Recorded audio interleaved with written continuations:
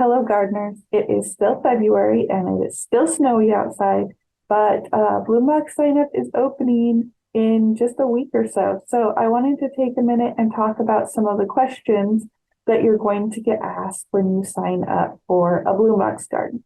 When you fill out the garden profile, one of the questions that you have to think through is how much sun does your garden get? Now, if it was the middle of summer, ideally, I would tell you to just go out and take a look.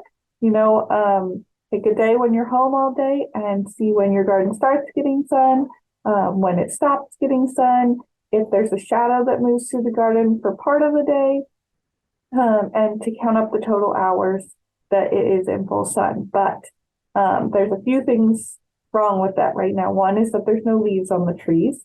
And the other is that the sun is at a different angle in the sky between February and, say, June or midsummer. So I'm going to show you how we can use the Google to get this done, and a program that I found online called Shadow Calculator.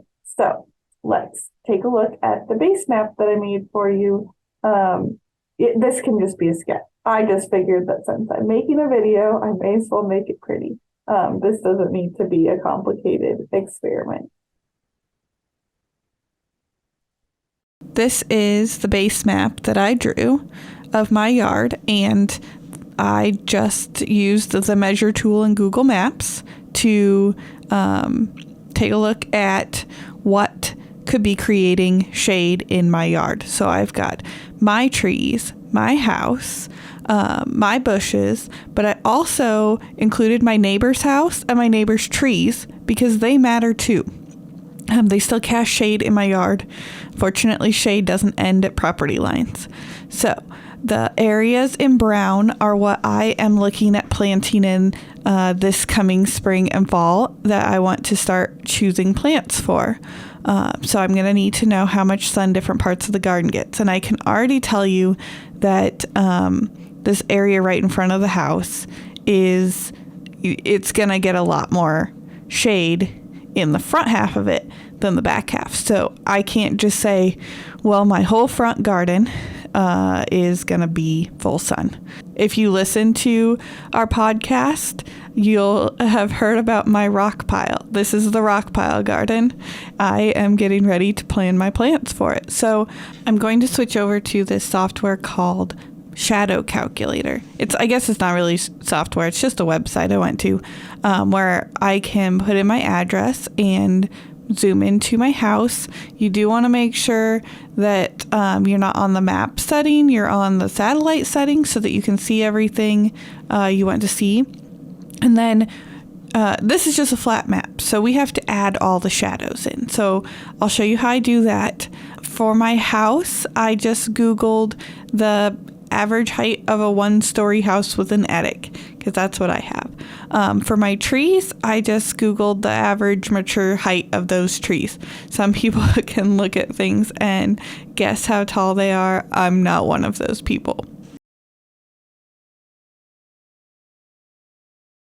Okay, so now I have my trees, my house, my neighbor's trees all put in. The website starts out showing today's shadows, but remember in February, the sun moves at a different angle through the sky. So we need to make sure that we're looking at the midsummer sun and we can see how our shadows move. So let's go down here. Sunrise in midsummer is a little after 6 o'clock. We're going to start in the morning, and it looks like my gardens get a lot of morning shade. That's not a surprise to me. I knew that. And we're just going to watch the sun move through the sky. Isn't that cool? It's like a whole different picture than you see from the ground. And then, yep, I'm not surprised. I knew the front of my house was back in the shade in the evening. But what this is going to let me do is find out exactly when that happened. So I like to do this by looking at, one garden. So we're going to look here at my rock pile garden.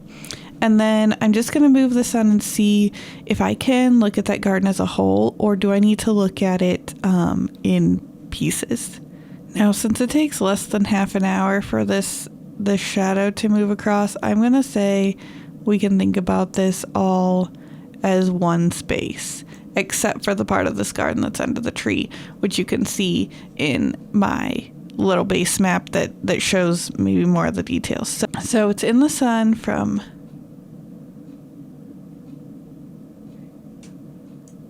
say 2:56, so pretty much 3 o'clock to 5 o'clock it's in the sun. Yep, that's pretty much it, 2 o'clock to 5 o'clock. So we can go over here on our base map and we can show the foot of the garden's obviously going to stay in shade, but the top half of the garden, well, the top 2/3 of the garden, we're going to say get about 3 hours of sun. Not a lot.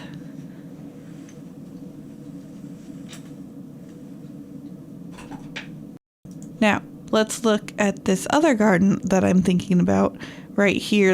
I'm kind of thinking of this as my corner garden. It's in there in the corner of the main house and the enclosed porch. So I'll go back to sunrise and let's see if this garden can be thought of in one chunk or if it needs to be separated. Shade, shade.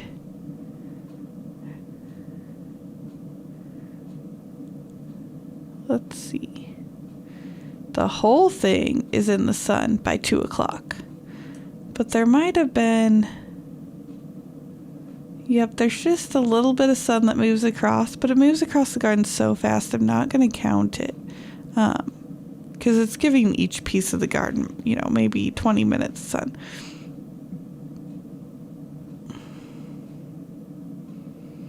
You know what? I think we could probably even say...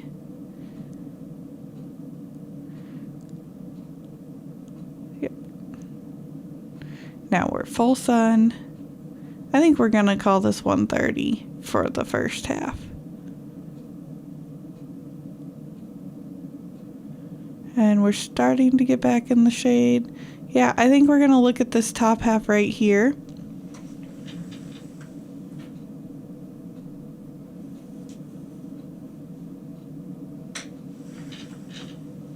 As its own area.